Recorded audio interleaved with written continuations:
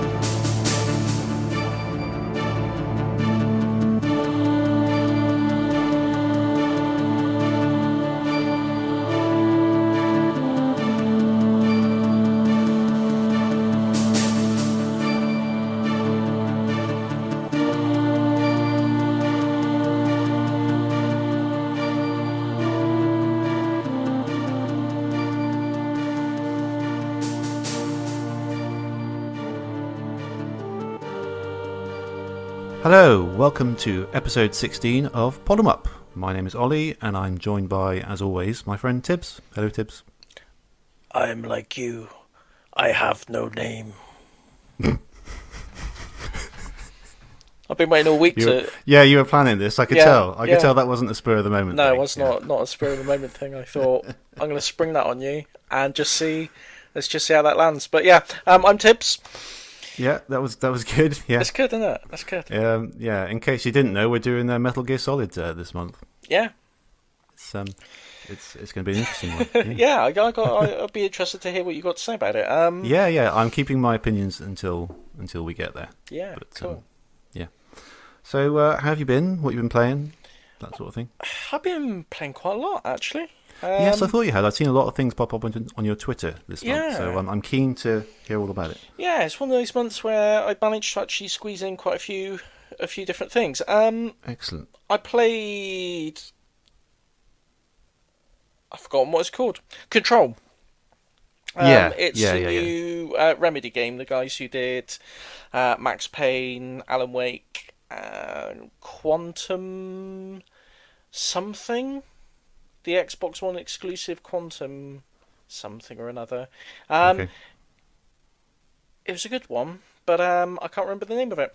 But yeah, it's basically like a third-person action adventure type thing. It's a very weird story.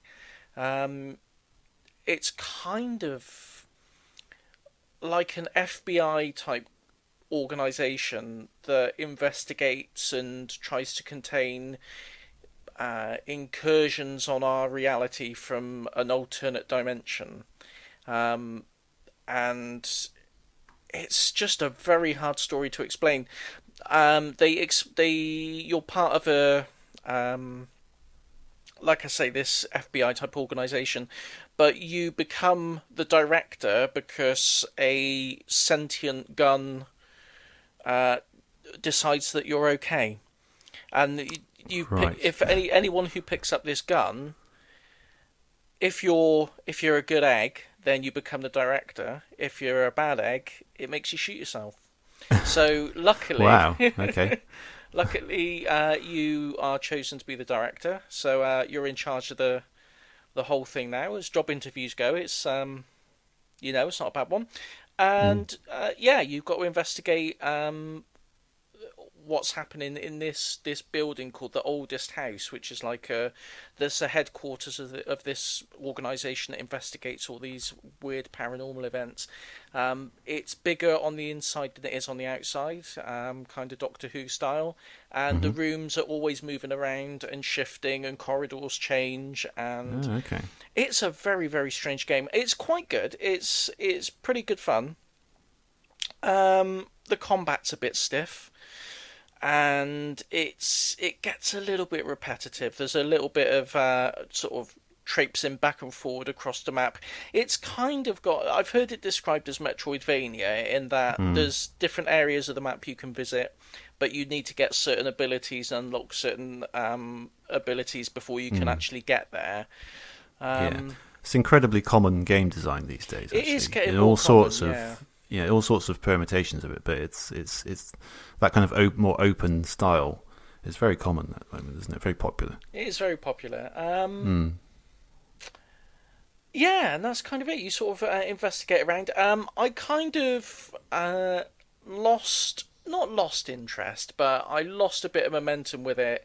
Some of the bosses that you fight, I'm way over the halfway point of the game. I think I'm probably about 3/4 of the way through. And some of the bosses are a little bit cheap, and you feel like the bosses themselves aren't difficult in terms of what you've got to do and how to beat them. It's just the fact that the controls feel a little bit, they're not as responsive as you'd want them to be to complete the task, if you see what I mean. Right. It's kind of, the difficulty Yeah. comes from getting the game to do what you want it to do rather than the actual challenge of the boss. Yeah, that's a shame. But yeah, I'd recommend it. I mean, if anyone's played any other Remedy games, if you liked Max Payne and you liked I can't remember what this Quantum one's called, Quantum something. If you like those, you'll like this. So it's a pretty safe bet if you liked any of those previous games. Okay, cool. So, I've never played any of those previous games, I must admit. I'm sure we'll cover Max Payne on a future episode at some point. It's one of those games I would like to get round to. But Okay, cool. the other game I played was Man of Medan, which is Right, what's that? That is another. It's like a horror adventure. Did you ever play, or have you ever heard of Until Dawn on PlayStation 4? Name rings a bell. I haven't played it, no. It's basically the same. It's a spiritual sequel to that. It's kind of an adventure similar to, I suppose, conceptually similar to the Telltale games, like Walking Dead, that kind of thing, where you've got like a small cast of characters, and depending on what choices you make, you're presented with sort of little ethical dilemmas or quick decisions to make, and depending on what you do, it will branch off into a different part of the game, and depending on what choices you make, any character in the game can die. And you've got to try and make it through to the end of the story with all the characters intact, basically. But there's lots of flexibility on different routes you can take. So, you could, if me and you played the game and we talked about it, we'd probably have seen completely different parts of the story. Okay, that's pretty cool. Yeah, so it's a pretty cool thing. Apparently with Man of Medan, I only played it single player. But it does have co-op involved in it. And one of the cool things that I've seen online other people play is, say you and I were playing co-op, there'll be bits where both of our characters are on screen, but it won't show me the prompts that you're seeing, so I got no idea what decisions you're making and how it might affect the story, and you can't see what decisions I'm making. So, you've got that sort of tension that arises between, has he done what I would have done in that situation? And, it's all that kind of thing. But right, I see. It's a pretty interesting little game. Sounds interesting, yeah. It's going to be part of a series. They're doing sort of like a horror anthology series, kind of in the style of like Twilight Zone or something like that, where there'll be like little episodic games unrelated to each other at all, but all part of this same sort of themed event of games. But But yeah, it's quite good. It's only like 20 quid, so I'd recommend anyone pick that up if you're interested. It's quite short. You can get through it in about 4 hours, I think. But yeah, it's an interesting concept. Okay, So cool. and the last one I played, other than obviously our game of the month, was Gears of War 5, which Okay. I just started playing this morning.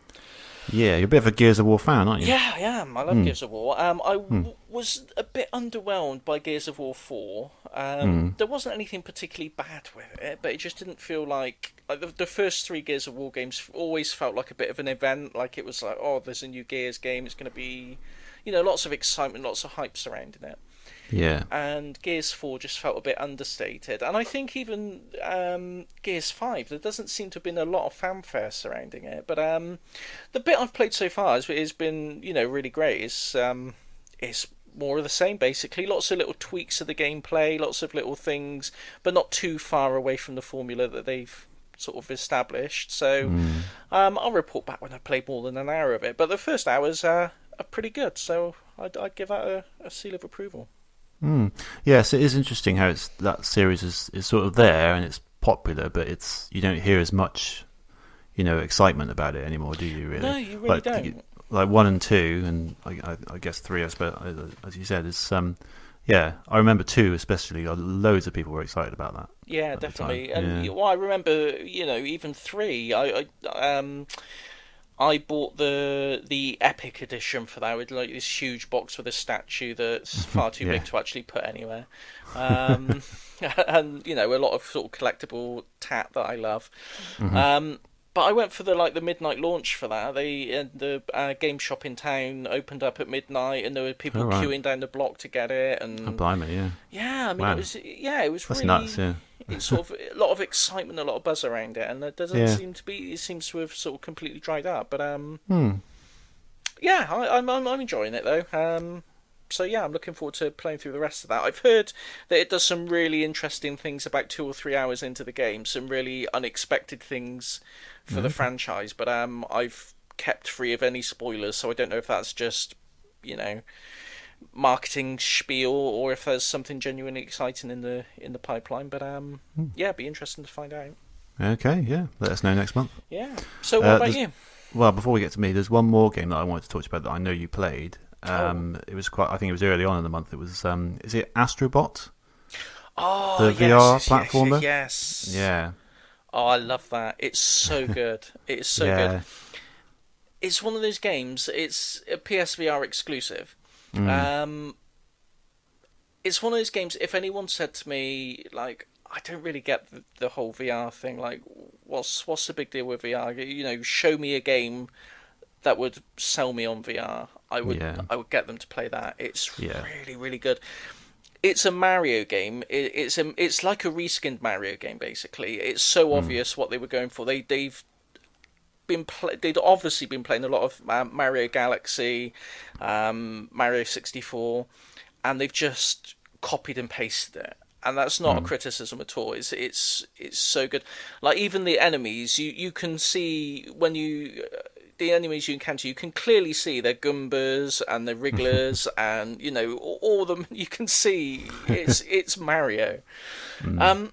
But yeah, it's really good. It's really adorable. The art style is fantastic.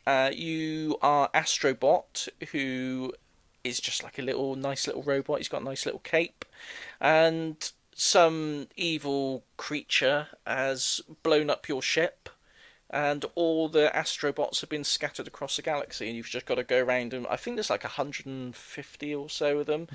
You've just got like 6 or so hidden in each level. Right. Might be 8, but there's a bunch of them hidden in each level, and you've just got to navigate your way through the level, find the little Astrobots, and get to the end. Really basic platforming stuff, but it's done. It just controls so well. It's just a really charming game, and Mm. they've got sort of there's like 5 planets, and each planet's got like 5 different worlds that you've got to go through, and a boss level.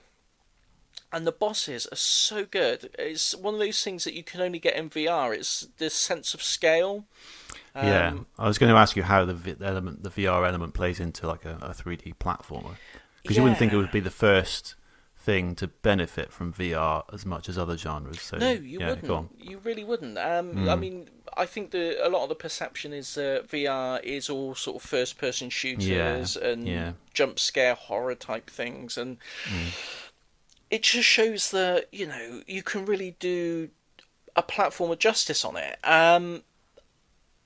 For the most part, it's as you would expect. It's kind of just like a 3D effect. It's like a little 3D diorama, or a little 3D model set in front of you, and you watch a little Mm. guy go around. But every now and then, there's obstacles that you'll have to headbutt to like get out of the way, and you'll have to sort of dodge from side to side as projectiles come at the screen. And you're actually able to peek round corners to you'll hear one of the little Astrobots calling for help, but you can't see it anywhere until you actually sort of lean out of your chair and look All right. round. Yeah, That's and it's great. That's really yeah, cool. it's really cool. And Yeah. you'll look down and you'll see like a great pit going down below you, and there'll be like a little Astrobot down the bottom, and it's just really really neat. And there's a boss in particular. There's it's like a giant bird, and he sort of pecks at the. You've got to get him to peck a certain part of the stage, and his beak will get stuck, and then you can sort of run up to him and attack him. Hmm. But just a sense of scale when he swoops up on you, and when he sort of enters the stage, it's just incredible. It's really Hmm. breathtaking. Like you really feel like this is a huge boss sort of towering over you, and it's like I don't. This is mental. I don't know what I'm supposed to do with this. And then once you understand it's just the same as any other boss. You've just got to find the pattern and beat him and everything. But it's just Hmm. that initial sense of scale. It's the only way I can describe it. It really it's something special when you experience that. Yeah, it is amazing. I tried VR. I've tried it before a couple of times, Mm. and in my office we sort of do games for various people, like small games. And one of the guys is working on a VR game for this company, so he set up a little demo, not of his game, but just like a demo that you can get. And everyone in the office tried it, and yeah, it is amazing. One of them was I think it's the Oculus he's got, and one of them was like a T-Rex demo. Mm. I don't know if you've seen it, but No, you're in no, like a no. museum, and you see this T-Rex over in the corner, and it's like a long corridor, and he looks quite far away. As he comes closer and closer, it's like you said, this sense of scale is Yeah. amazing, and it's amazing because you know it's not real, but when that massive face comes right in your face, Yeah.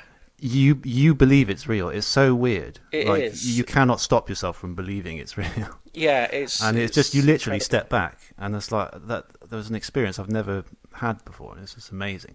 Yeah. Um, so yeah, this game though is probably one of the first ones that's really sort of selling me on PSVR. I must say. Yeah.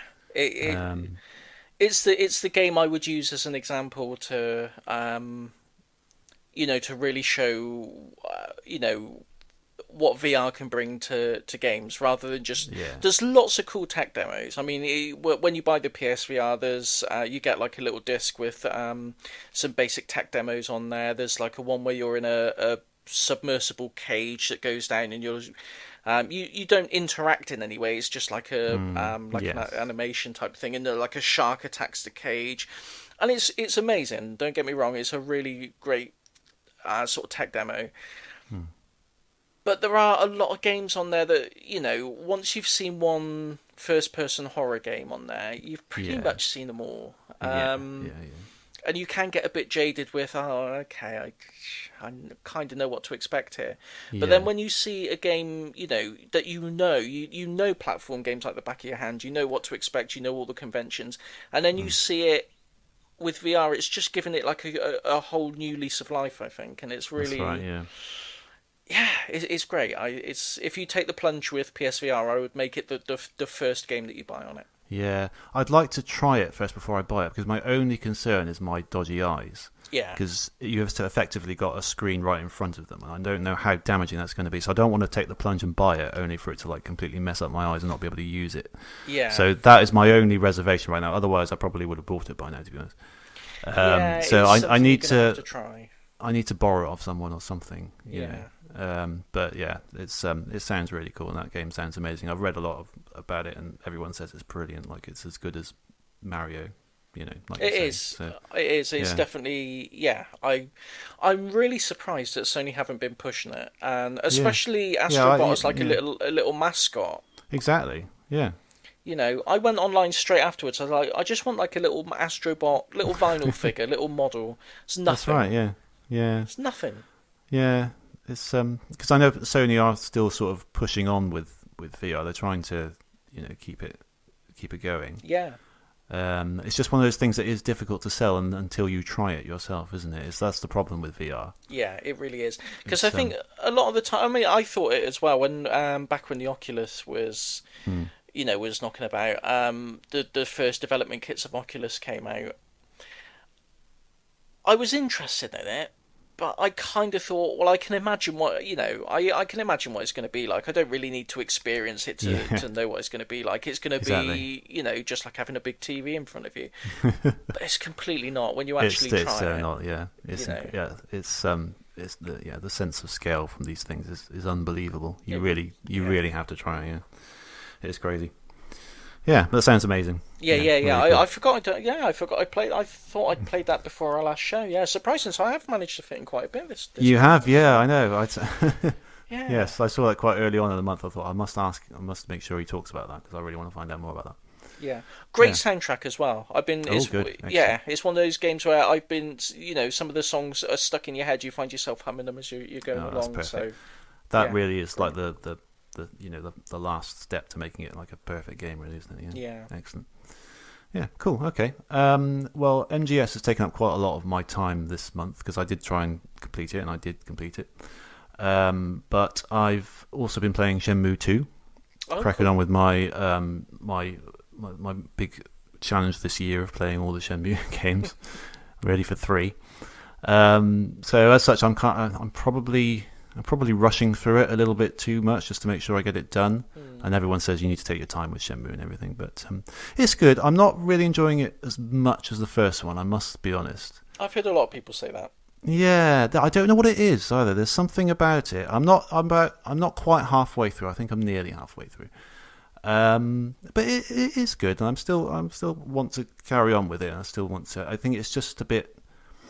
I'm waiting for it to get going, really, like the Hmm. story and everything. Like at the moment, I'm just sort of going. I'm always trying to look for a particular person. It takes place in Hong Kong instead of Japan. So he's gone to Hong Kong in search of avenging his father ultimately. So you're looking for a particular person, and you're going to ask these people, and then you finally find him, and then he's like, "Oh no, you need to find this other person," and it's kind of gone through several different people doing that at the moment, and it's just kind of feels a bit samey. And there's a bit more of an emphasis on money as well. Like in the first one, you kind of had all the money you needed. Really, you kind of Yeah. kept having it given to you. In this one, you have to earn it all, and there's not. Unless I'm missing quite a few, there's not many different ways of earning money, and they're all kind of tedious once you've done them like once or twice. Hmm. Like one of them is this: you have to ask people about ways to earn money in the nearby area, and they'll just say either do some gambling or go and work at this lucky hit stand, which is basically just one of those games of like Plinko, Yeah. with all the pins. You just have to drop the ball, and that's fun. I had you play against another person, and it's like first 1 to 2 or something. And I had one that just went on for like I swear like at least half an hour, maybe 45 minutes, because we just kept drawing.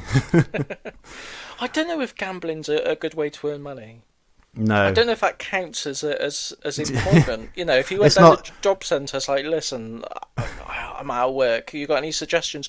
Well, why not gamble? Have you tried gambling? Head There's down a the casino bookies. next door. Yeah. I know. Yeah, and there's other ones where you have to move like you basically get a little job, and you carry these crates from one end of a area to another with this really really annoying guy, and that seems to be the only stable way I can find of making money at the moment. So I'm trying to raise some funds to sort of get in with this group, and then hopefully the story will progress a bit more. But yeah, as I say, I'm going through it, but I'm looking forward to When Shenmue is 3. Shenmue 3? Because I got an email from Limited Run Games earlier about Shenmue 3 coming soon. Is that just Hmm. like their pre-order for their edition or?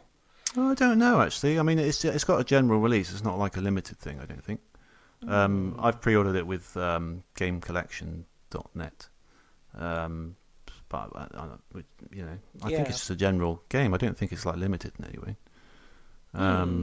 Maybe they've got their own special edition type thing. Yeah, possibly. I think I wouldn't be surprised. Yeah. So that's coming mid-November. So I've got plenty of time to do it.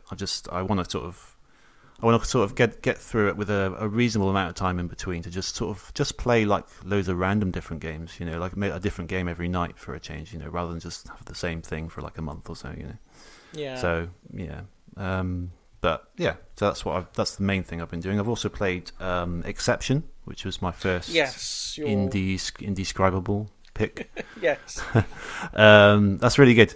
It's really good fun. It's a nice sort of wind down game after you've had a good long session with Shenmue or Metal Gear Solid, and you just want a quick 10-minute thing to play before you go to bed. That's what I've been sort of chipping it away as at the moment.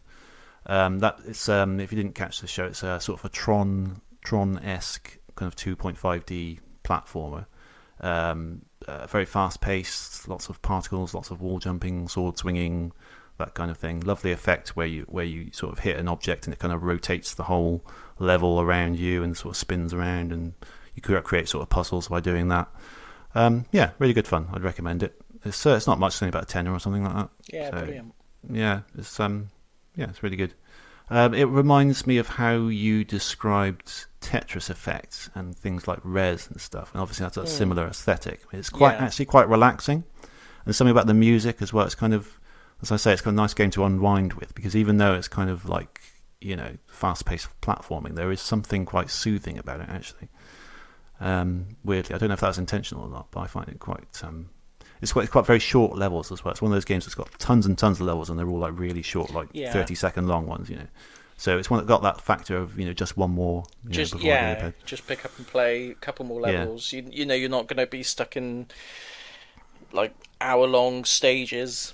Exactly. Yeah, and there's it's got a nice difficulty, ramp. They're quite first sort of, I don't know, two dozen are fairly straightforward, and then they start ramping up a little bit, and I'm sure they get harder and harder. And I don't know how far through I am, but I'm not very far. I don't think. I think there's like literally tons and tons of levels in it. So yeah, I'll keep chipping away at it. I think. Brilliant. Recommended. Yeah. And that's all really. Can't really think of anything else I've been playing much this month. So yeah. Any gaming news we need to discuss? Well, there was a Nintendo Direct the other day, wasn't there? There was. Did you catch that? I did. Any thoughts? Sans. It's coming to a costume. Sans costume in Super Smash Brothers. Yeah. It's pretty cool, isn't it? It's pretty cool. I don't play Super Smash Brothers, but I like it. No. I like the fact that Sans is going to be there. Yeah, that's right. Yeah, that's pretty cool. There was also another little, Game Freak's new RPG. Yeah. Little Town Hero is going to have the musical genius of Toby Fox. Yes. Making music for it. That's really cool. That's amazing. Yeah, because I've recently discovered him in Undertales, and he's become in my opinion, one of the best video game sound artists ever. I think. Yeah, definitely. He's definitely up there. Yeah, he's brilliant. So the game looks good as well. That RPG. But other than that, nothing really grabbed me from the Nintendo Direct really. No, I can't think of anything that particularly grabbed me. There wasn't much new. It was more sort of updates on games that we already knew were happening, wasn't it? Yeah, I mean they confirmed SNES games for the Switch. Yeah, finally. Taking their time about it, but they got there in the end. yeah, I suppose. It's pretty cool. It's pretty cool. I guess I just can't really get excited about the we've said this before with the Nintendo things. I mean, the SNES games are slightly more appealing, but I don't know anyone who gets excited about whatever new NES games are going to be announced each month. I know. The last time they did it, I looked on Twitter, the announcement, and saw the comments, and literally everyone was just complaining about them. Saying, where are the SNES games, where are the GameCube games, N64, etc. And I mean, the SNES games all brighten things up a bit. I thought it was supposed to be already done, though. I thought it was like, "Oh, surprise! They're launching tomorrow." But I opened the app today, and there weren't any SNES games on there at all. It was still all Oh, the NES I ones. thought, yeah, I thought they were there by now. I hadn't checked Yeah, myself. I thought they were. Okay, does yeah. it need an So update or something? maybe it needs like the app updated before I launched it. Hmm. But I don't know. Maybe it's like a firmware update that needs to be done as well. I Yeah, don't maybe. know. I'll try again Hmm. later. But yeah, Yeah, I did I fire it was up to sort of give it a go before the show. But yeah, there was nothing there. I was under the impression they were there already. I'm sure I've seen people tweeting pictures about it and stuff. Yeah. But yeah, okay. Um, yeah. There's So anything else? that weird exercise thing. Did you see that? No, go on. It's I'm not. it's like a hula hoop that you stick your Joy-Cons in. No, I haven't seen this at all. Yeah, it's like it looks like they're aiming it to be like a kind of Wii Fit thing, but they didn't actually show any gameplay. They Hmm. just showed a load of people waggling a this weird hula hoop around, like they're rolling on the floor with it and Okay. wobbling it around. Is this And in the direct? I don't know if it was in the direct. No. It was on. They uploaded it to Twitter earlier today, onto YouTube earlier today. Oh, okay. No, So I haven't assumed looked in. it was part of the direct, and I sort of zoned out before it came on, or I somehow missed it. Hmm. Um, Okay. but Very yeah, very a wee thing, that isn't it? yeah, it is. It's very wee. It's very wee. Yeah, have a look at it, and we'll have a talk about that on the next show. See what you think of it. Yeah. All right. I will do. Yeah. Yeah. I love Nintendo. There's. I know they're so nuts, aren't they? You never really know what they're going to do next. Yeah. You just can't predict them.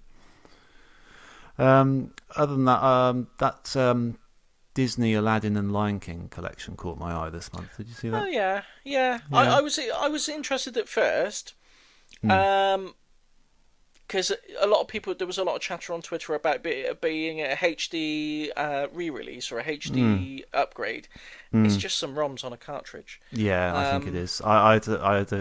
I saw the trailer first on Twitter, and it was kind of low quality, and I couldn't see when they were showing the gameplay footage. I couldn't see the difference. So I thought, okay, maybe it's just a bad quality video. And I looked at the thing on YouTube in high quality, and they don't seem to be much like remastered as far as I no, can see. I don't think they're remastered at all. It's still a good collection because I think it's including not just the Mega Drive versions, but like the Game Gear and Game Boy Yes, versions as interesting. well. Yeah, So it's an interesting little collection. yeah.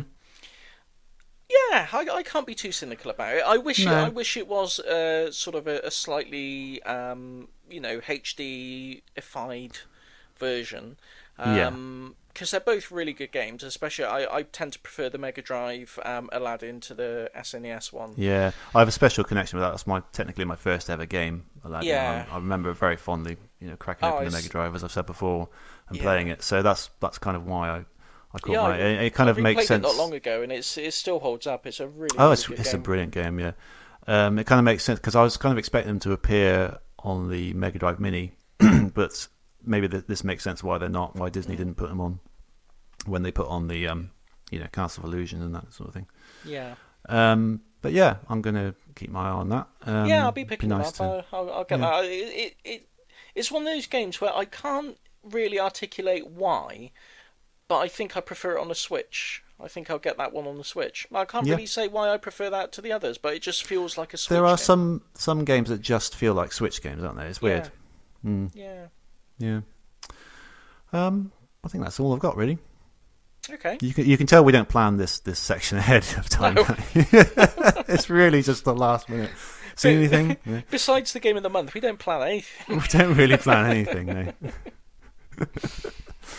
No. Yeah. Although we do plan this section, we still don't have a proper name for it. Well, I mean, are we going to? I think what you decide. Is it going to be called Indescribables or Incoming Indies? It's going to be incoming indies. I know when my ideas Okay. aren't wanted, mate.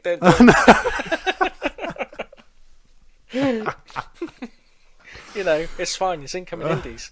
And my incoming indie for the month, I'm not even going to give you a chance to respond. Well, no, is I'm going to. No, you nicked this one right out from under my nose. You did. Go on. Robot Champions. Oh, what a surprise!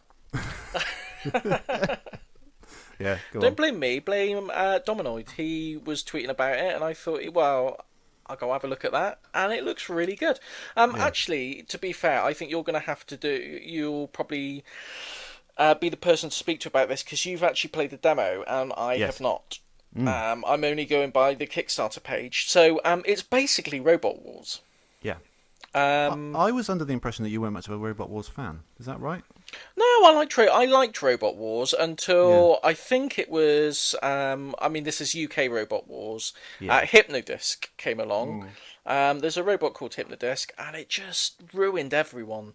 It was just Yeah. unstoppable, and it just got Yeah. boring. Yeah. The minute Hypnodisc was there, it's like, oh, okay, right. That's it. But yeah, I kind of.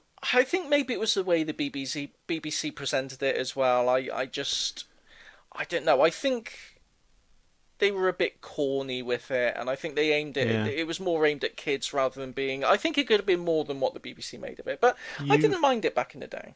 They did redo it recently for 3 series before cancelling it again. Oh, I didn't watch any of that. No. No, you might have preferred that because that was taken a lot more seriously, and there was much less sort of all-out damage in it. You know, it's much more of a competitive thing. Yeah. By the time they did 3 series of that, by the time they got to the 3rd series, they sort of refined it really nicely. It was really good, and the final of that was absolutely brilliant. One of Just the in best time matches for them I've to ever cancel seen. it. That's Just in great. time for them to cancel it. You know, that's the BBC for you. But yeah, anyway, it's worth checking out if you can. Yeah, I will. I'll check that out. Yeah, but this is basically Robot Wars, and yeah, it's really good. I don't know how else to describe it. I think the choices are slightly limited at the moment, but I think they're going to have a much more comprehensive robot building thing in it from the video and the Kickstarter. Yeah, I was going to say the robot building aspect is going to be what makes or breaks it, I think. Yes, definitely, and it looks like it's going to be pretty good. But at the moment, you can choose from a hammer, flipper, all the sort of standard things you've seen in Robot Wars. But the controls are really, really good actually, because you kind of imagine controlling these robots in real life is not as easy as you might think it is. No. Do you know what I mean? Yeah. I think it's actually quite difficult. But this I found these controls really easy to get to grips with very quickly. And they're quite sturdy. The robots move around like as you would expect them to. It's quite sort of there is they've done quite well at mimicking that sort of radio controlled mechanic, and I can't really describe it, but do you know what I mean? Like, yeah, it feels quite authentic and really fun. I played a few battles, and once you kind of get into it and start really smashing them up, it's really good fun. Yeah. So yeah, I'm looking forward to that one definitely. Yeah. So you've got the flipper, which is called Stampede, and it's like a little bull, little bull horns, and he's got a little flippy nose. Gigahertz, who just looks like a tank, really. Just runs into things. Cleaver Boy, he's got little snips, and War Toys. I like War Toys just because it's a good pun. I'm a big fan of the. You're a big fan of the pun, yeah. The pun, and that is the pun in its purest form. Yes. I think wasn't there an actual Robot Wars robot called War Toys? Oh, maybe I can't. I'm gonna remember. have to Google that. Possibly. I think there might have been. Yeah, it might be infringing on someone's copyright. Yeah, it's good. It looks good. It's got a Kickstarter. Really Is it? Has the Kickstarter finished now? Let me just check. It might have done by the time we get this episode out. It might be done by the time I scrolled up to the top of the screen. Here we go. 16 days to go. Okay. It's not looking that good, actually. Is it not? I actually haven't kickstarted this yet, though, so in that case I will. Yeah, £18,733 pledged of a £30,000 goal. So okay, so they're not just over 2 weeks ago, and they're only just over the halfway point. So okay, so we need to get people spending on this. Yeah. Come on, if you're a fan of Robot Wars, go and do it. Yeah, definitely. Even if you're not a fan of Robot Wars, do it out of spite. Okay. That doesn't make sense at all. It doesn't make sense at all, no. Just do it. I don't care if you're a fan or not. Yeah, just do it. Yeah, we want to get this made. I think it's been working. They've been working on it for a while now, and I think. Oh, it definitely. I have a feeling. And I have a feeling it'll get done whether they get this Kickstarter or not. I think it'll just get done a bit quicker. Maybe it's one of those things. I think, but yeah. Anyway, hopefully. Have you got an address for that, or should we just stick it in the notes? We'll stick it in the notes, but it's if anyone wants to, if anyone is so enthused by our discussion that they'd want to pause the show and look right now, it is kickstarter.com/projects/prospect games. That's the developers, and if you go there, you'll find some robots. And it's called Robot Champions. Robot Champions. That's it. Yeah, look it up. Okay, so my incoming indie this month is called Guinea Pig Parkour. Okay. And it is very much as it describes. It's a very, very beautiful looking 2D platformer. Okay, hang on, let me look this up. Yeah, look it up. GuineaPigParkour.com is their Patreon page. Let me just say, the first result for Guinea Pig autocomplete in Google is Guinea Pig noises. So there's obviously a big, big demand for Guinea Pig noises out there. Guinea Pig Parkour. Yeah. There we go. So it's all hand drawn. It's. It looks amazing. I think you'll like it. Yeah, it's really, really nice. It's beautiful hand drawn animation. Some of the most beautiful fluid animation I've seen in a game, to be honest. I think it's just one guy working on it. He's doing it in his spare time. I think he's got a good basis on it, but I think he's still got a fair way to go. It's a 2D platformer. You're a guinea pig. You're running, jumping, wall jumping, parkour-y things. There's a nice enemy that looks like a cup of milkshake. It's got a level that's called 90s World, which you may see on there. It's funny. Last month you were describing how everything 80s is kind of like neon and smoky. This 90s World is what's the 90s the stereotype will be, especially from a kid's perspective, because it kind of looks like a Nickelodeon cartoon, like Ren and Stimpy, Rocko's Modern Life, that kind of thing. It just looks really, really good. It does look really good. The animation's amazing. On the Patreon, he intros it. Guinea Pig Parkour is an open-world comedy parkour platformer with hand-drawn animation and a guinea pig with moves. Inspired by 16-bit cartoony platformers like SNES Aladdin, Earthworm Jim, and Yoshi's Island, as well as comedy adventures like Day of the Tentacle and Sam and Max Hit the Road. So, he's got a clear vision of what he wants. I think it looks really, really nice. I recommend anyone just go and have a look. He's got. I just saw this morning he's planning a Kickstarter for it, so I thought I'd mention it today. So by the time this episode comes out, maybe it's there. I was going to say it's not there at the moment, but maybe by hopefully the time we go live, then fairly soon, I think. Yeah. So I just wanted to draw people's attention to that and say if you like it, keep an eye out for the Kickstarter. That's kind of all I've got to say about it. Really, it's just there's not tons. Well, there's not loads there at the moment to see. I think there's a couple of different levels and things. It doesn't have a demo or anything, but just the animation in itself is beautiful. Yeah, it looks amazing. Yeah, just the way the character sort of squashes and distorts and kind of rolls up, and it looks like he's made out of jelly. He does. Yeah. Yeah. Yeah, it looks like he's like a sock full of jelly. Yeah, which is more impressive than it sounds. It is. It's one of those things you've got to say. It's like VR, Yeah. You've got to experience it. You've got to see that sock. You've got to see full of jelly. the sock full of jelly. Yeah. Okay. We are, myself and my girlfriend are watching a series on Netflix called Black Spot. Had to remember what it's called, and it's kind of like a mystery. There's like a spooky forest in France, and there's like weird stuff going on. Blah blah blah. Mm-hmm. There's the police station guy there. He's just got a guinea pig on his desk, and no one mentions it in the show. No one ever. No, it's just completely. It's never referenced.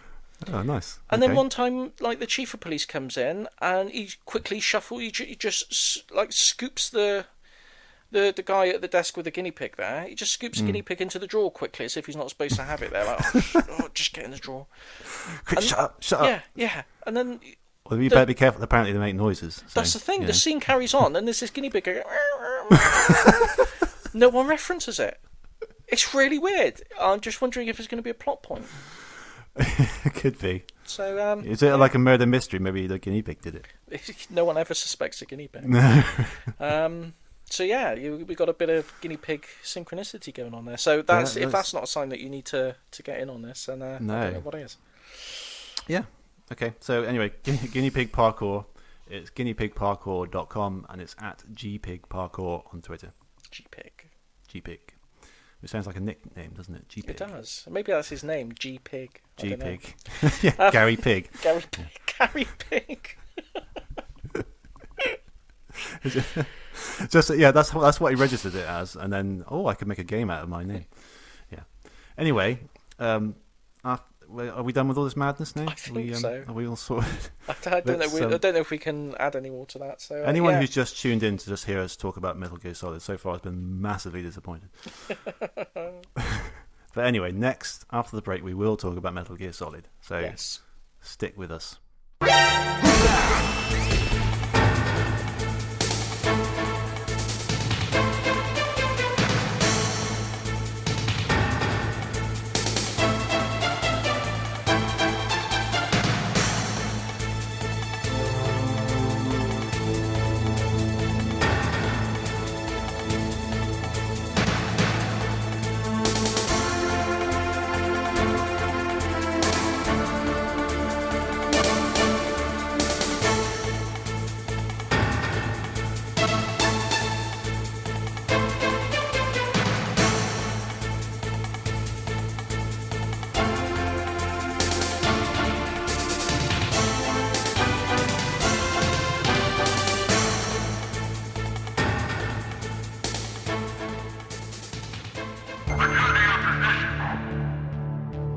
Welcome back. Thanks for staying with us.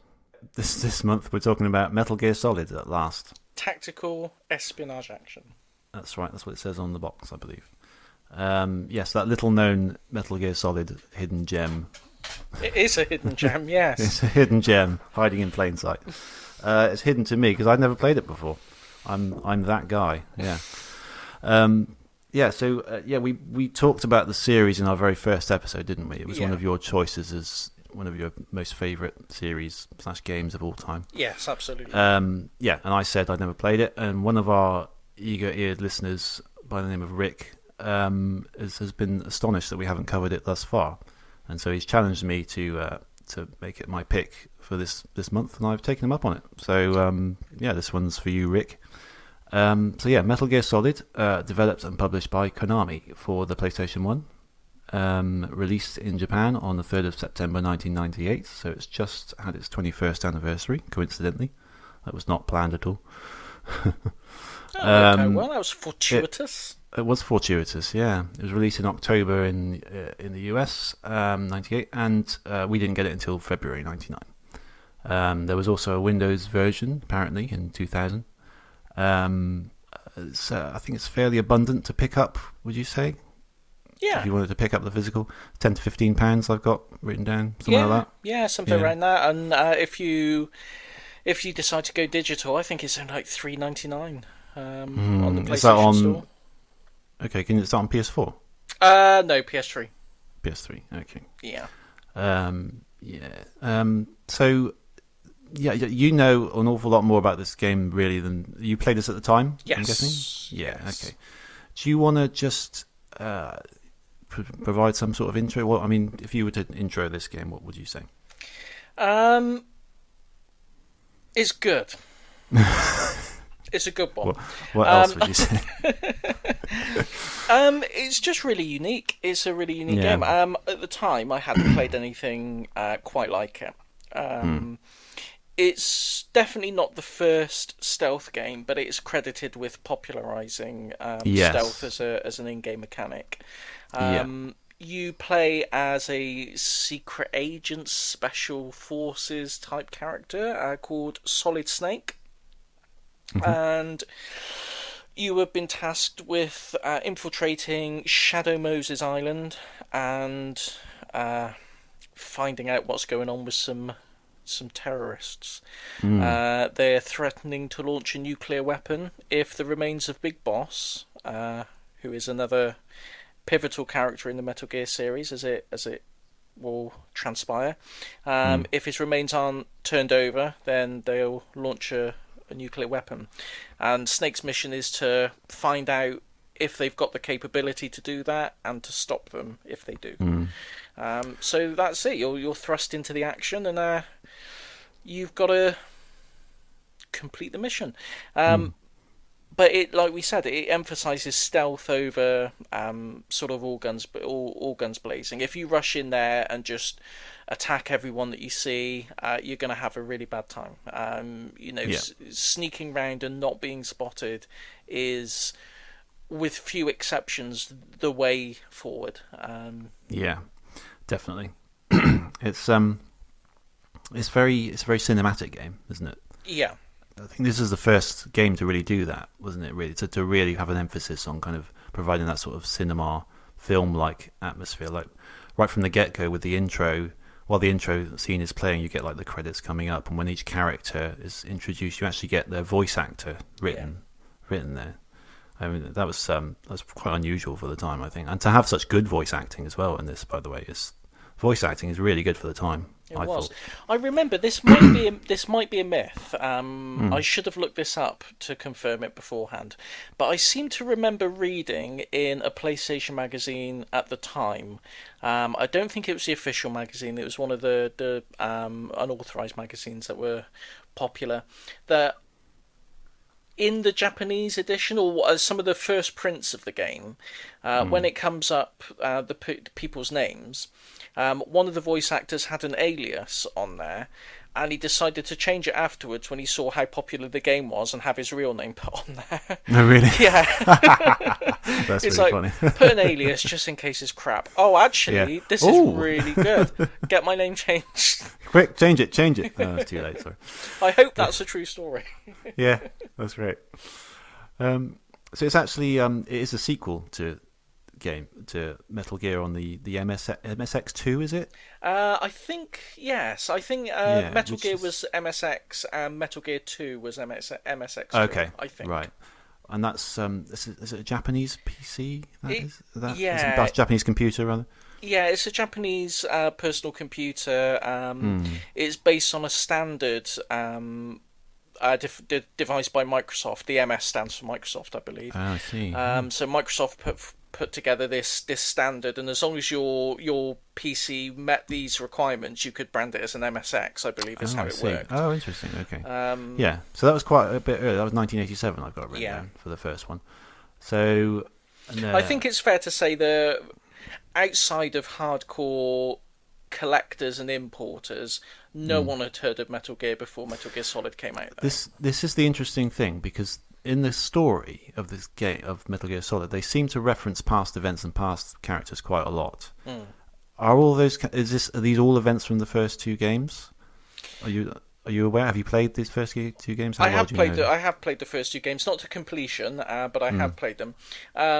What are there any particular events or characters you're referring to in general? I don't know. It just seemed that they referred to sort of events like how Snake knows the ninja character. Yeah. Like they seem to have a past. There seem to be a lot of past events going on. I was just wondering. There are a lot of past events. They are covered in. There's some supplementary material on the game disc. There's like some the story so far type text logs that you can read through. Goes through the previous stories.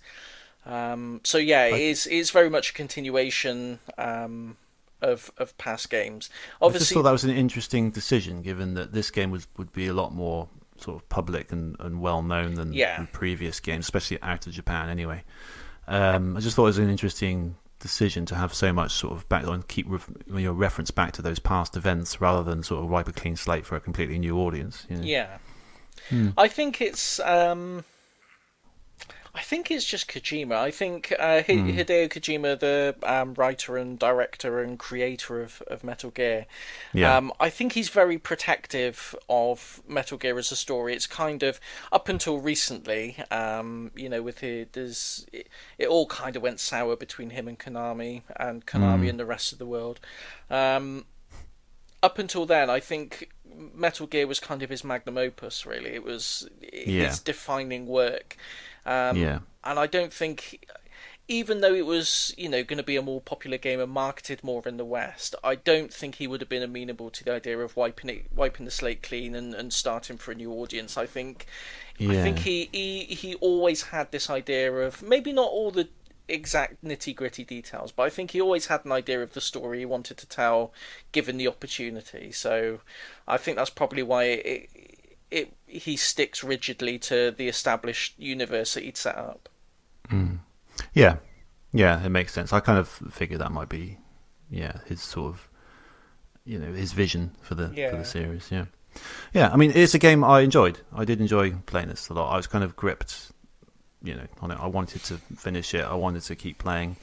I did find the story pretty complicated. I must admit, I couldn't follow it all completely. I got the general gist of it, but there are a lot of sort of details, a lot of plot twists and things that I wasn't always completely on top of. But I'm kind of like that with films and TV shows. I kind of like, I don't, even if I've quite missed something, I'll kind of like go along with it anyway.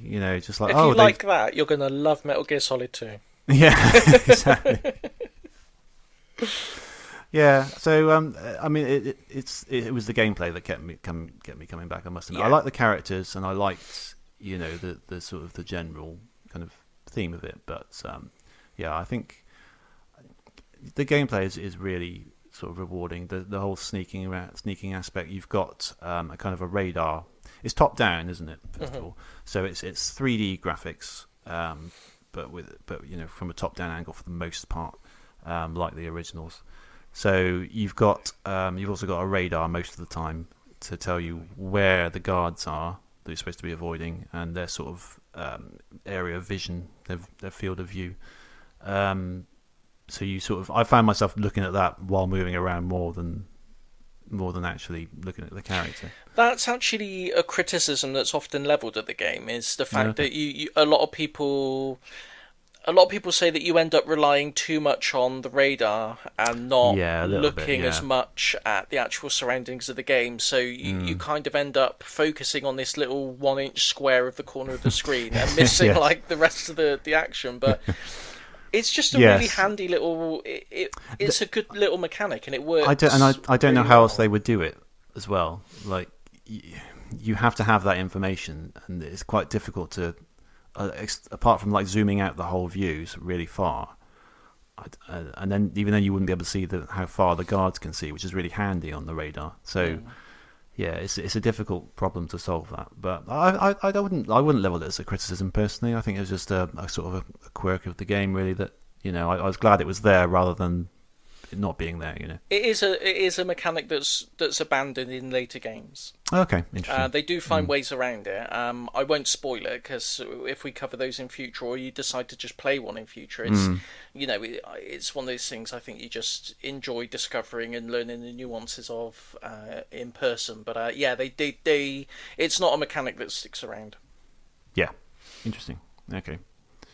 There's the stealth based thing. If you get caught, all the guards of course sort of descend upon you. If you can escape, you've got a sort of a limited window in which you need to hide, and if you can hide for that period of time, they'll sort of go back to what they were doing. That's sort of the main bulk of the gameplay, would you say? I mean, it's actually the structure of the game. It actually reminds me of a sort of a Metroidvania, like we were talking about earlier. Funnily enough, it's kind of rather than I think you could, by modern sort of classification of it, you could kind of describe it, because it takes place mostly in one sort of continuous area. You're not going to different themed levels. You're going from one sort of facility to another within this sort of compound, and multiple floors as well. And you're often held back from going in certain rooms by the keycard system. Yeah.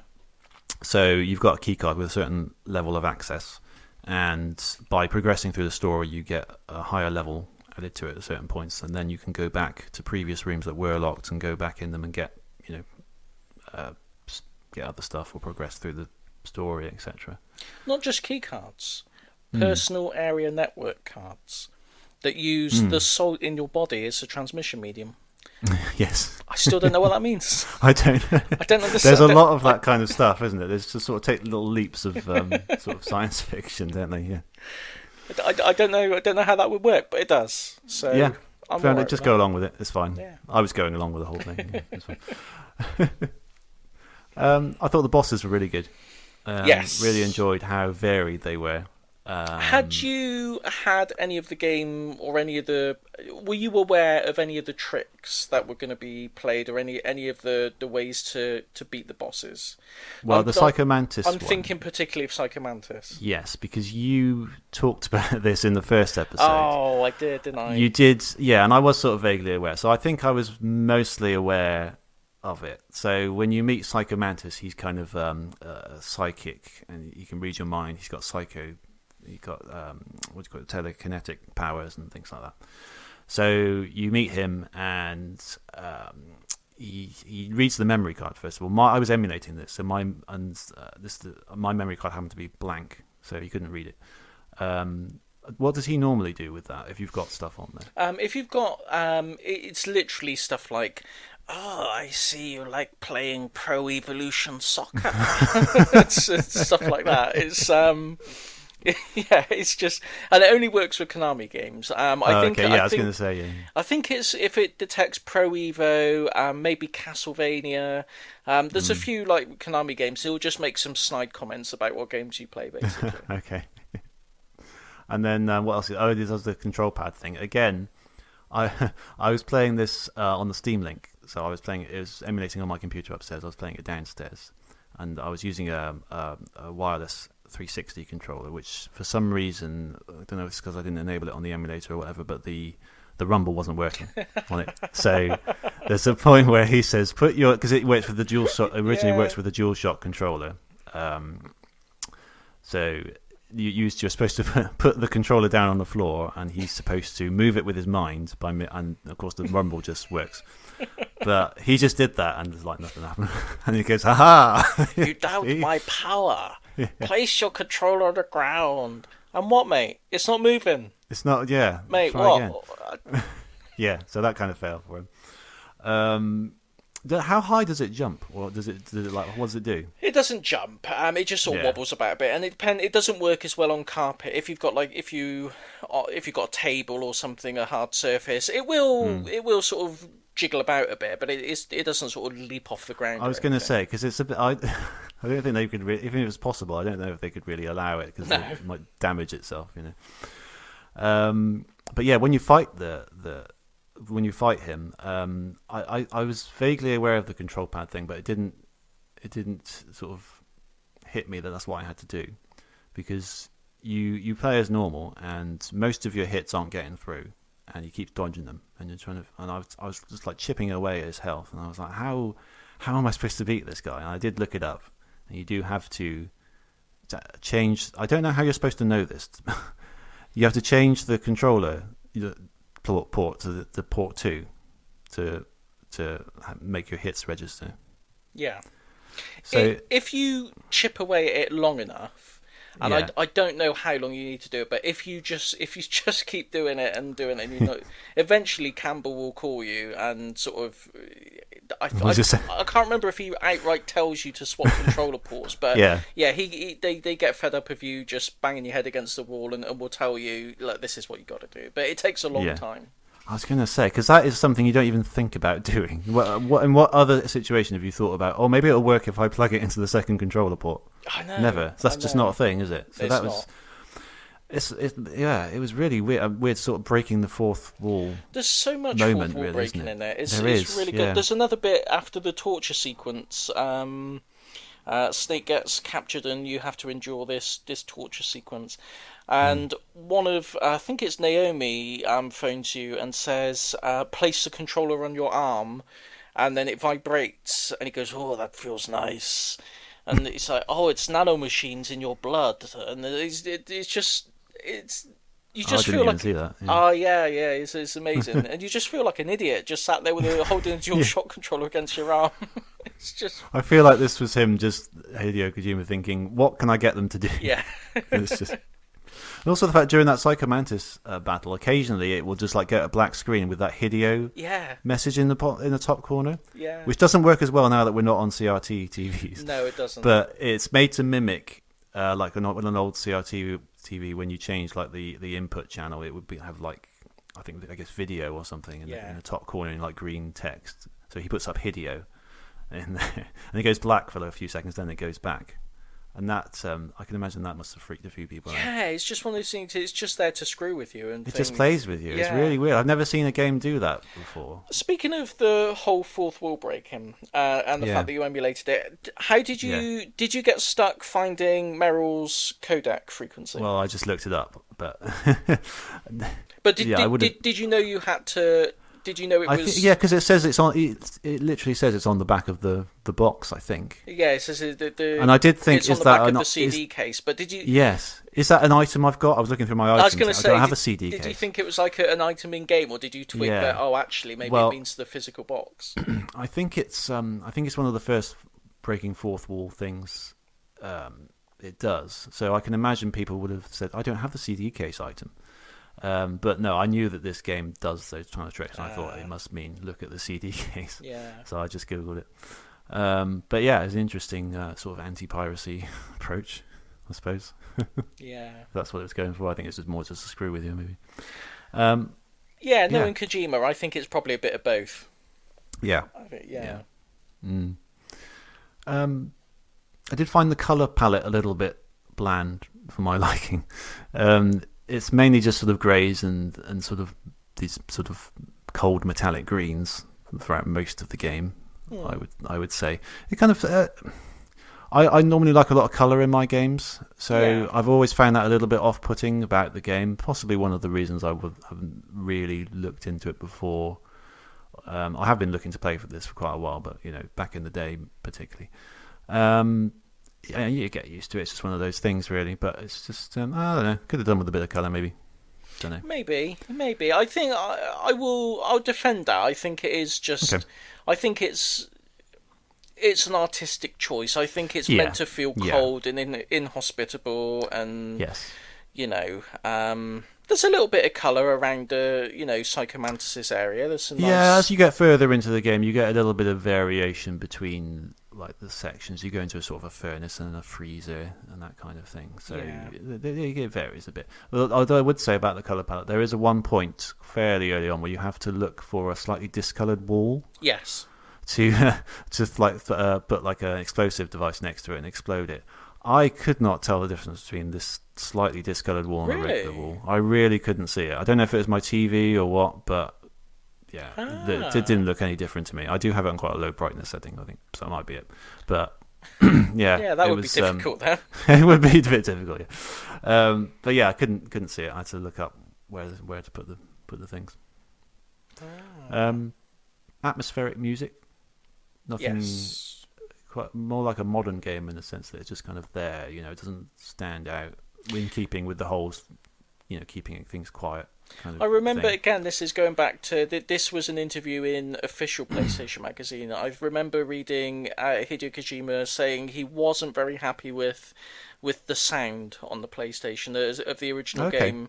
He wasn't particularly satisfied with how it came out. Okay, interesting. Yeah.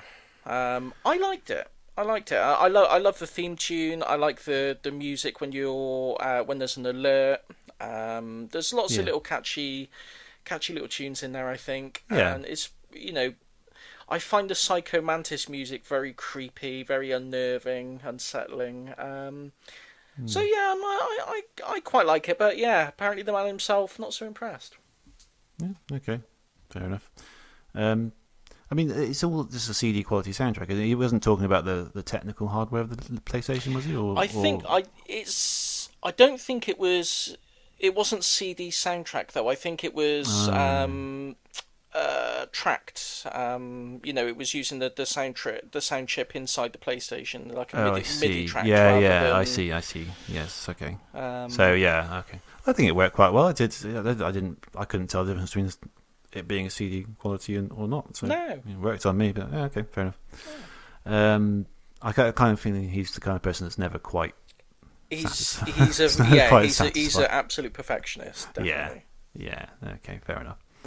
The graphics, I guess, quite impressive for the PlayStation, really, aren't they? They were for the time. Yeah. I thought Yeah. they were amazing for the time. Mm. There's lots of little graphical things.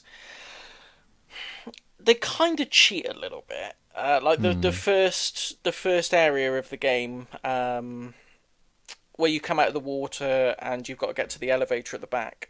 There's Yeah. loads of puddles on the floor that reflect. Mm. They show a reflection of what's on the ceiling, and it's really impressive. Don't think it's ever used again in any part of the game. It's No. just there to sort of, oh, Just to wow you wow, initially. look at Yeah. this. Yeah. Yeah. And when you get outside to the helipad, you can leave footprints in the snow as you go along. Mm. And if a guard Mm. spots them, he'll follow them. Okay, I didn't know that. Yeah, doesn't happen Mm. anywhere else in the game, No. I believe. Yeah. So Yeah. Yeah. there's It's all lots of sort of. cool little things, but it's just rather than being whole game mechanics, it's just like these little segments to impress you, but then it's not really used again. Mm. When I because I was emulating this, I upped the internal resolution 2 times to make it look a bit sharper. During cutscene, I noticed it's are they pre-rendered, the cutscenes? Are you No, aware? Are they not? I Because don't think so. I No, think they're all animated within engine, I think. yeah, that's what I thought. But I get whenever a cutscene happens, it all goes really low res, and I would have Oh, thought if it was in game, it wouldn't do that.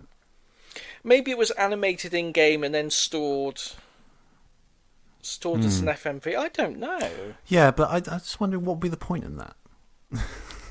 I think that I suspect that's what they've done, but I'm just trying to get my head around why they would do that. I And don't is that know. why? The only reason I could think is because Kojima's very very keen on his sort of cinematic presentation, and if it was done in game like full motion animation, I suppose there's a possibility of there being camera glitches Oh, or I something see. that Yeah. would ruin mess it up, his yeah.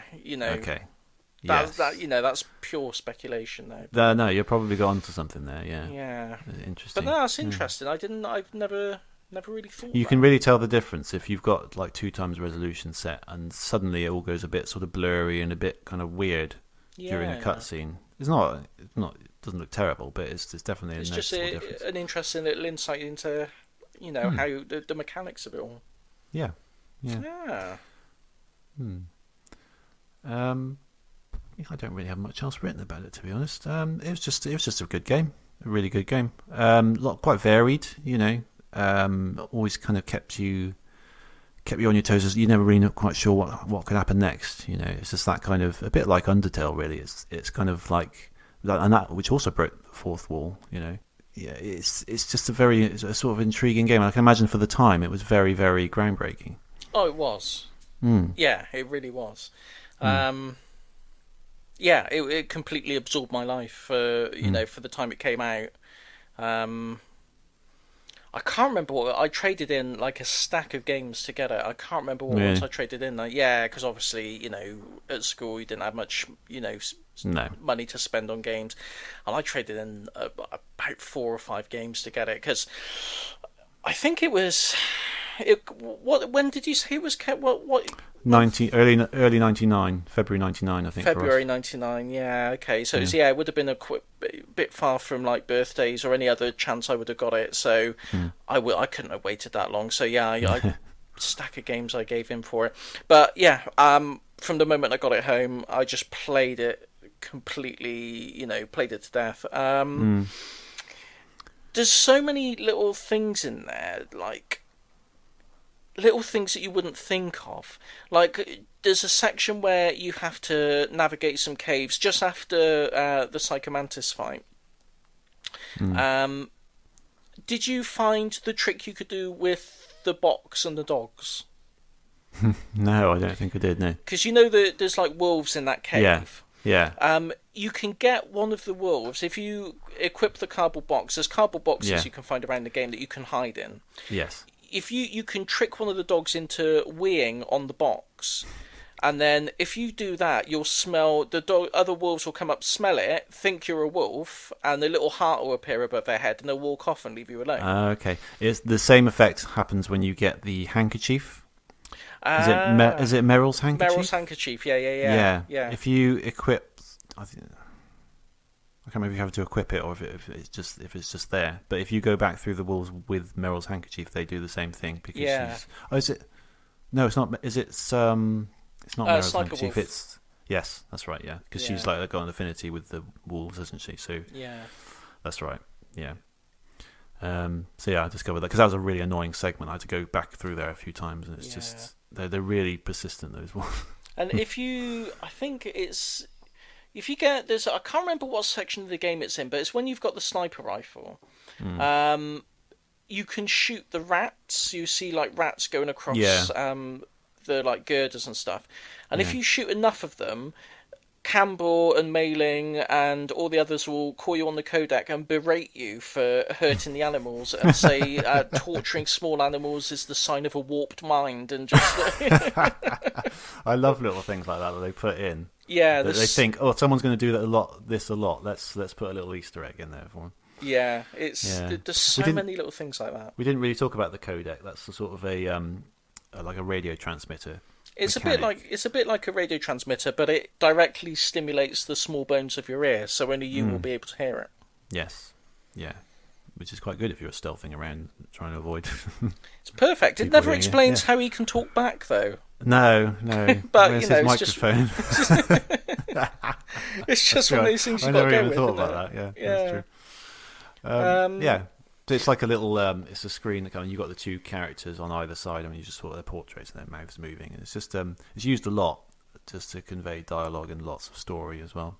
And some of these cutscenes are quite lengthy, aren't they? Oh, they are very lengthy, yeah. But it's just a really great story. It's a very obvious anti-nuclear message in there, anti-nuclear war message, which is an important message. I'm not one for politics in games, generally. No. I'm not against it as a rule, but I don't like politics being shoehorned into everything. But in this particular instance, I mean, it's done really well. It's got an important message, and it kind of, I don't know, it's not too heavy-handed with it. No. You know. And it's got a good anti-nuclear war message and anti-nuclear proliferation message. My bugbear with the game, there's one particular segment that I didn't enjoy then, and I always dread it when it comes back to playing it through again. And that's the PAL keys at the end. Oh yeah. Did that bother you? Or did you just sort of take that in your stride? Not particularly, because you don't have to backtrack too far to basically you've got this one key, and you're supposed to, the whole while he thinks he needs 3 keys to know when to deactivate Metal Gear, which is a big robot thing, and all this time he thinks he needs 3 keys, but it turns out to be oh, hang on a minute, do we want to do spoilers here? That's a bit of a kind of a spoiler, isn't it? I mean, I know a lot of people have played this, but anyway, there's this key that you need to. I've probably over described it now, spoiler wise, but there's a key that you need to modify by going to 2 different places in order to modify the key, and then go back and put the key in, because then it becomes like 3 different keys. I didn't find it too annoying, because I don't think you have to backtrack too far. There's only just like the 2 previous sections, isn't it? Yeah, but I suppose. I think it just felt to me, and it still feels to me, a bit like padding. It's like I know what you mean. We've run out of stuff to, the game's going to be over too quick. Just make them go back and forward a few more times, It does give it that Metroidvania element, though. I suppose nowadays. It does. This is kind of why I said it was kind of a Metroidvania. There's a couple of bits like that. The one that was more annoying for me was the sniper, but we have to get the sniper gun. You've got to go all the way back. You've got to go all the way back, almost to the beginning, to get this sniper gun and then go. Well, it just seemed a bit, and especially when the situation, I won't say what it is, but the situation is so dire and so like emergency, and then all of a sudden I've got to go back like loads of rooms, all this really long. I didn't like that, especially because it meant you had to go through that bloody wolf section again. Yeah. So yeah, I didn't like that at all. But the keys one didn't bother me too much. And you just before, is it just? I can't remember if it's before that section or after that section where said event happens. I think it's just before where Meryl warns you that there's a minefield, there's mines, and she walks around this careful path. Oh yeah. You could just run straight forward. Can you? Yeah. Are there no mines there at all? There's no mines there. Well, there's mines around, but if you just run straight forward, you miss them all. You don't have to go around that path at all. I did wonder that. That would be a great kind of another little funny thing for him to do. Like, yeah, there's no mines there at all. Don't worry about it. Yeah. It just makes you go on this really convoluted path around. Did you have a favourite character? I think Snake himself. Yeah. To be honest, yeah. I mean, Psychomantis is a great character. Yeah. But I quite liked the Snake character. I think there was something quite likeable about it. He was quite gruff and quite serious, but he kind of revealed, more about himself as he goes on. Yeah. And he does have like at the end you find out he's just got a really regular first name. Which I wasn't expecting. I really like that for some reason. But yeah, I really like his character. I thought at first he seemed like a kind of a one-dimensional kind of, very straight. I got to go in. I got to do this. Don't care about anyone else. Don't care about anything else. But he reveals to have a lot more emotions than you would give him credit for at first. Yeah. And a lot more of a backstory, and he's just much more of a human being. And, he's a lot deeper than he first appears. Yeah, and I was surprised by that. I was surprised by how much emotion there was from some of these characters, actually, because there was a lot of, people talking about, their upbringing and their parents and their sort of backstories and that kind of thing. Yeah. And that's quite surprising. Yeah, I like Otacon. I thought Otacon's a great character as well. Yes, he's a good character, yeah. Mm. I see, they're all good characters, really. There aren't any characters I really dislike. I mean, even Liquid Snake, who's the main bad guy. He's the main bad guy, although he sort of verges on being a bit of a pantomime moustache-twirling villain at times. Yeah, very British accent and everything. Yeah, I'm going to swat down a couple of bothersome flies. It's like, it's a little bit... I don't know, a little bit corny, but he's still. I think that makes him all the more likable. It does, and there's still a bit of depth to his character. He's not just a generic bad guy, evil for the sake of being evil. He's got his reasons. He's got his motivations, and misguided as he might be, you can kind of see. You can see what made him be the way he is. I like I like a complex villain. I don't like, it's nice to have someone, a villain who's not just, a generic bad guy. Yeah. I like they've got a reason they've for put being the effort bad, in, Yeah. Yes, it's a game full of great characters. The good voice acting really helps that as well. Oh, the voice acting's tremendous. Yeah. Yeah, it's very, very good. Did you unlock any of the extras? Did you manage to unlock the stealth camouflage or the tuxedo? I didn't know. I sort of stopped playing once I completed it. There you go. You can actually unlock the stealth camouflage, so you can go around and just mess with the guards. Okay. You can equip the stealth camouflage and then just go and attack one, and they'll just get up and act all confused because they can't see you. And it's just great fun to just play around, with... So you can walk around the whole thing and... The whole thing, yeah, you can there's no limitation on it? You just... No.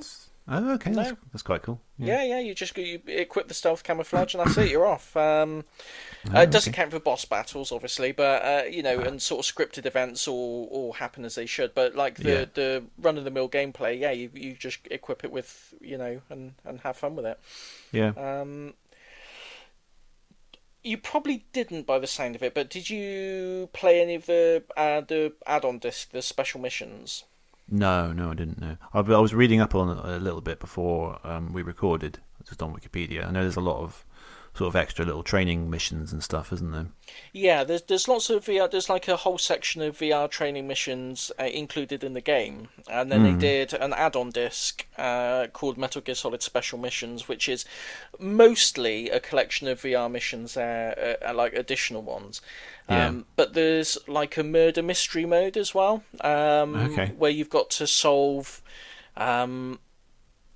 You've just got to solve like little murder mysteries. You've got to go in. I can't. I didn't play it for this show, and I probably haven't played it in sort of 10 or 15 years. Mm. Um, so I might get the details wrong, but there's one. You've got like the genome soldiers, the guards who were like the main enemy in the game, Yeah. and there's one of them dead on the floor, and he's got one bare foot, and then you've got a line of suspects, and you've got to figure out which one of them killed him, and you've got to look for the one who, instead of wearing a balaclava, he's got a little bobble on the top of his head where he's actually wearing the missing sock, and that's how you know it's him. And it's just like these weird little... That's brilliant. Yeah, it's just these weird little murder mysteries. Oh, that sounds really fun. It's I well might worth give this. playing. And Yeah. there's a level where you can play as the ninja as well. Oh, cool. So it's just a cool little add-on to... It doesn't add anything to the story, but it's just more playing with the sort of mechanics of the game in sort of new and interesting ways. And it's Yeah. Yeah. yeah, it's well worth playing if you feel so inclined. Mm. Cool. And by the way, all these villains, they've got like fancy names like Revolver Ocelot or Ocelot Revolver, that kind of thing. Revolver Ocelot, yeah. Revolver Ocelot. I wouldn't want to be the guy who gets handed Decoy Octopus as the name. Did you? I should have written this down because I can't remember it now. Did you? At the end of the game, it will give you your code name. Do you remember what yours was? No, I don't. I think I might have. Is it on the same screen as it kind of gives you all your stats? Yeah. Yeah, I took a screenshot of it. I don't remember what it said though. It's I'll have to either check it. on that screen or just afterwards. It will say your code name is, and it'll be. It's usually something really unflattering. It's something it'll be like Renegade Walrus or something like that. And Okay. Oh, so it's like one of those, but it's just like. Yeah, Is it based on your gameplay or is it? Yeah, kind of it's random? based on Oh, okay. on like your total game time and how many times you were spotted, and Cool. it is possible to get Big Boss, which is like you perfected the game, you didn't set a foot wrong, and you did it in the quickest possible time. Oh, okay. Luckily, I screenshotted it, so I'll let you know what it was. Yeah, have a look. But yeah, I Okay. thought that's quite a cool little feature as well. I should have remembered what it said for me. Yeah. But yeah, I like that. That's a cool little feature. Yeah. So I take it from the general tone of the discussion, you enjoyed it, you would recommend it. Oh, definitely. Yeah. I think it's a really good game. It was revolutionary for its time. I think it still holds up pretty well. Playing it in 2019, 21 years later, I enjoyed it. Obviously, the genre has probably moved on, all sorts of ways. But I mean, I don't really play a lot of stealth games, to be honest. But I did enjoy it. How much do you know about Metal Gear Solid 2? Not much. I know the fact that you don't really play as Snake. That's right. No, you play as someone else. Yeah, I know you that. do. Yeah. Yeah, I know that. That's all I know about it, really. I think. You should play it. I should. Yeah, I probably will. I do have it. I got it on PS2. And it's one of those I've always wanted to get around to once I've done this one. So yeah, it's on the list somewhere. Yeah, it's good. The story's a lot more complex, but it's a very, very prescient story. It's very ahead of its time, I think. It's got a lot of commentary on what we would now call social media, Okay. and Interesting. the effect it would have on society, and it sets up a lot of what's going to be the main Metal Gear mythology going forward in the following games. But yeah, it was very, very ahead of its time in sort Yeah, I was of going to say that sounds incredibly ahead of its time. yeah, and particularly the culture of just logging, blogging every little thought and every photo and everything. It's a very Oh, interesting really? game. I wouldn't have expected that. Yeah, Oh, so interesting. Okay. definitely add it to playlist at some point. Yeah, we've got a couple of well, not just comments, well, quite long descriptions about people's enjoyment of Well, this yeah, game. I mean, it's a game that I think it's a game that means a lot to a lot of people. I think. Yeah. So, first of all, I asked Rick, who recommended the game to us, if he could give us a few words on his personal experience with it, and he's gone back to me with a direct message on Twitter. So he writes, this is at Rick_Waldron. Metal Gear Solid is in my top 10 games of all time. I originally bought a dodgy copy of it from some unsavoury type at the local car boot. Hey. Took it home, stuck it in the PlayStation, and was blown away even before getting to the main title screen. The 5-minute intro was like watching the start of a Hollywood blockbuster. Yeah, definitely. I'd never seen anything like it before. The voice acting, score, and sound effects are all phenomenal. The gameplay is top notch. You can play the way you want. Want to sneak past all the guards in this room? Go right ahead. Or maybe you want to watch the patrol routes from an air vent, then sneak out and break the guard's neck when they're at their most vulnerable. Can you do that? Yeah, you can. Can you break their neck? Oh, right, Yeah, I didn't know that. yeah. If you press square, you can sort of grab them from behind, and you can sort of drag them off to a corner, and then sort of choke them out.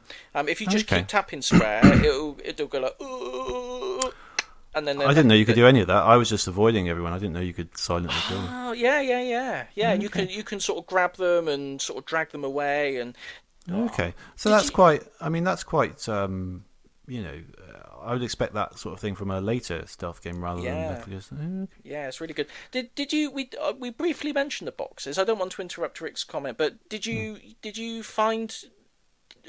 Did you like using the boxes? I didn't use them a lot. I did find them and I did use them, but I got spotted in one. I walked along and I just sort of left myself there, and a guard questioned it and just lifted it off. So it didn't really work. So I didn't use it again after that. I thought these boxes are rubbish. Oh, I love it. They come up and go. I love the idea though. It's great. Just a box and walks on. I love it. It's great. Yeah, never mind. The box was like 5 meters over there. So, yeah.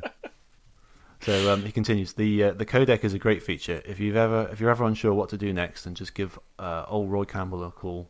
Want to know some information about the weapon you're carrying? Then you want to ask Natasha Romanenko. That's her name, right? Romanenko, the chain-smoking Russian. Need to brush up on your sneaking skills? Then give Master Miller a bell. Or if it's just a morale boosting quotes you're after, then try hitting up Mei Ling because she's full of them. The bosses are something else, each one a completely different personality with a different strategy needed to face them. Each time you meet a boss for the first time, or any character, their name pops up on screen with the voice actors' names in bracket, adding to the film feel of the cutscenes. Yeah, we talked about that. You normally get a monologue from each member of Foxhound where they'll tell you about their past before you kill them. My particular favourite is Vulcan Raven telling you what a badass he is at the ear-pulling contest. Yeah, I did enjoy that bit as well.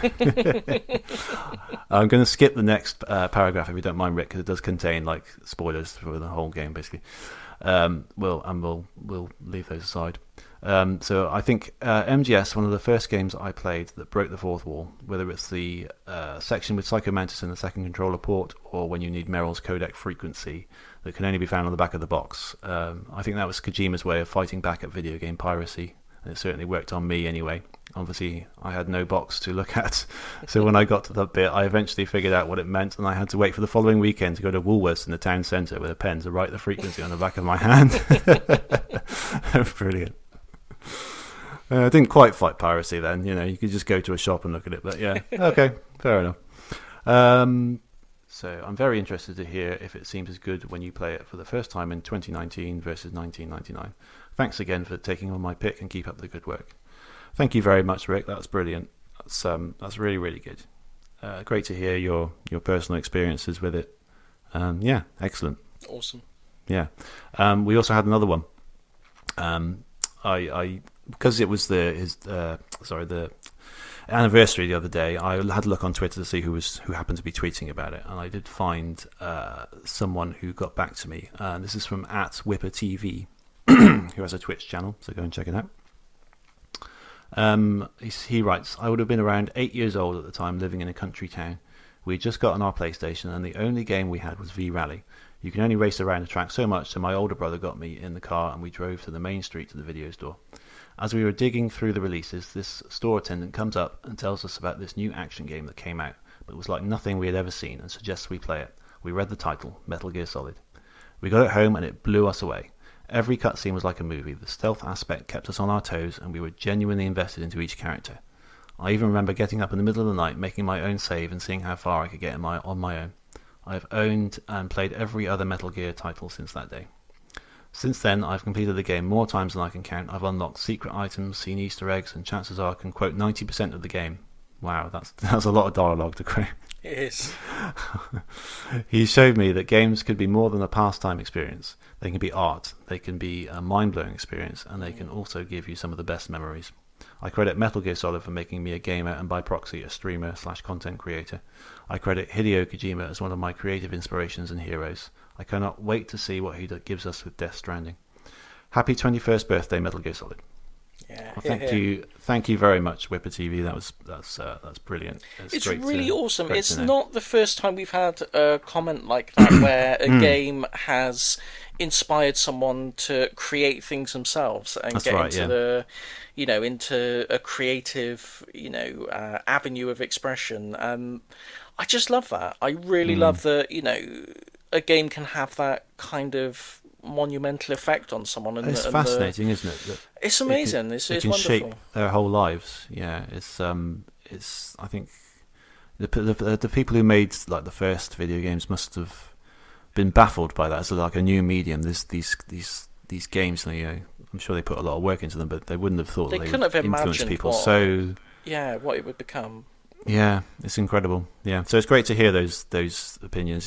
For games that mean so much to people, it's really good to sort of hear those personal opinions and personal stories about how they've influenced their life and their careers. And it is. I really love it because games, even to this day, I mean, not as much as they used to, maybe, but they do get a bad press, and gamers get a bad press. Yeah, and I think to people who who consider games important to them, it is just really nice to hear things like that. It's like people who get it, people who, it's like, I know exactly what you mean. I know where you're coming from with that. It's just a cool thing. It's good. I like it. Yeah. Okay, so unless there's anything else you want to say, I think that's Metal Gear Solid done. Yeah, I think that's Metal Gear Solid. I will just say my favourite bit of dialogue from the game is when Snake says, "They're carrying 5.56s and pineapples." Yes, I do vaguely remember that. It's timeless. Yeah. What does he mean by pineapples? Hand grenades. I thought it might be a grenade. I wasn't sure. Yes, it does, they do look a bit like grenades, don't they? Pineapples. Yeah, they do. Nature's grenade. Pineapple. Yes. Eat it at your peril. Actually, interesting fact about apparently when you eat a pineapple, it feels, it makes your tongue feel a bit fuzzy. Apparently that's because there's an enzyme in the pineapple that's literally eating away the surface of your tongue. So, okay. That'll be why. That's good to know. There you go. Watch out for that. Okay. So, next show. Yeah. I've got a pick. And I've changed my mind. Have you? Yeah, I had a game in mind. It's a movie tie-in. That's all I'll say because I haven't decided whether to use it for a later show. I'm still evaluating whether there's enough really for us to talk about. Okay. So I'm going to revert back to my backup game. It's still on the Xbox 360. Yeah. It's Driver San Francisco. Okay. It's the first in the Driver series. In the Driver series, yeah. Okay, right. I'm not familiar with it in particular. Oh, good. That's good. It's got a really unique little twist on the driving genre and the Driver series in particular. And I don't think any game's done it quite the same since. It's a really cool little gimmick that it's got under its sleeve, up its sleeve, in its sleeve. Sleeves are full of gimmicks, is what I'm saying. So yeah, that's my pick, and we'll be interested to see what you think of it. Okay, no, I wasn't expecting that. No. Excellent. Okay, cool. Yes, it's. I like it when you surprise me with your pick. Sometimes I can kind of guess them, And sometimes, as in the case with the last one, is exactly the same as what I was going. But yeah, and sometimes you just throw a little curveball there, and it's, I try and throw a curveball from time to time. The pick I would have made would have been a major curveball, so I'm going to keep that for a future one. It sounds like it, yeah. I don't know what that could be. It's interesting, but I just don't know if there's enough there yet for us to. I don't know if it would just be like, okay, yeah, that was a game, and not really much more that we could discuss. So I'll put it on the back burner for now, and we'll focus on Driver for the time being. Oh, right, okay. Yeah. I mean, through the 360 games are, in comparison to the retro games, they're generally a lot more more detailed, and there's a lot more stuff in them. Yeah. Just by the nature of the increase in technology capabilities. So I'd have thought in most 360 games there's enough to talk about, but yeah, okay. Yeah. Well, we'll see. I'm looking forward to playing this. Yeah. Yeah. Okay, so I'll have to pick that up. It's quite somewhere. cheap. Cool. It's, if anyone wants to play along, you can get copies for about £10, £11. It's not a hugely expensive game. But yeah, without spoiling it, it's got a really neat gimmick. It's a lot of fun to play around with, so I'm looking forward to see our opinions on it on the next show. Okay, intriguing. Driver San Francisco, you said? That's the one. Okay, cool. I shall get it soon. All right. So that wraps it up. If you want to go to our website, we're at podemup.net, where you'll find all our episodes. We're also obviously available on all popular podcasting clients. You can email us podemup@gmail.com. What's the other one? Oh, Twitter. at podemup on Twitter, believe it or not. I do. Yeah. So I think that's about it. Is there something else? I can't remember. No. I don't think there is. I hope not. Oh. I think we've covered everything. We've done the comments. We've done If there's a sudden jump cut when you listen to this, it means we've remembered something and added it in afterwards. But I think that's everything for now. So all right. Thank you for listening, and I hope you listen again on the next show. Do please. All right. Thanks, guys. Bye-bye.